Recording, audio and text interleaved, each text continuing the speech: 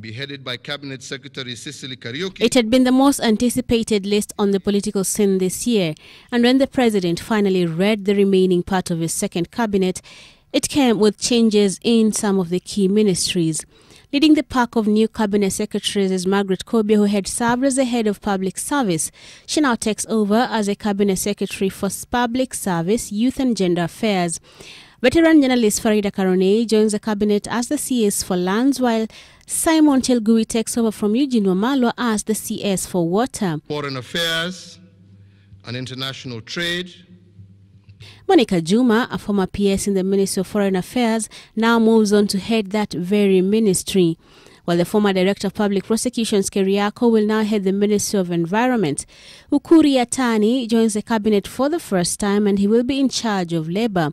The Ministry of Sports also has a new face in the former ODM youth leader Rashid Achesa Mohammed. Peter Amunya, a former Meru governor, now becomes the cabinet secretary for East African Corporations.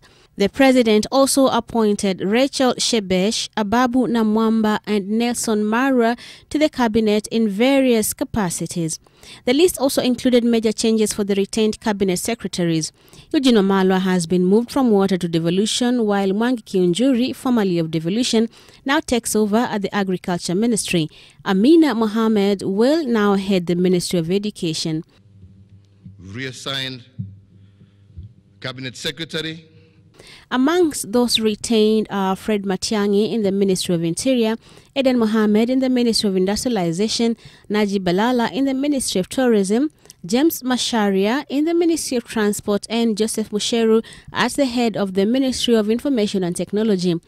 I have also co-opted into cabinet on a need basis. But the surprise inclusion in the cabinet is that of Raphael Tuju. He was until his appointment the Secretary General for the Jubilee Party. He has now been appointed to the cabinet on what the president has termed as on a need basis, meaning that he has no substantive portfolio. The new changes in cabinet means that some cabinet secretaries have been relieved of their duties in the cabinet. However, almost all of the affected former CSs have been given soft landings with ambassadorial postings. Judy Wahungu will now represent Kenya in France, while Cleopa Mailu has been proposed to represent Kenya at the UN in Geneva. Kiema Kilonzo now moves to Uganda as Kenya's lead diplomat, while former mining CS moves to Tanzania. Phyllis Kandie moves to Belgium, while former agriculture CS Willie Bett will be Kenya's representative in India.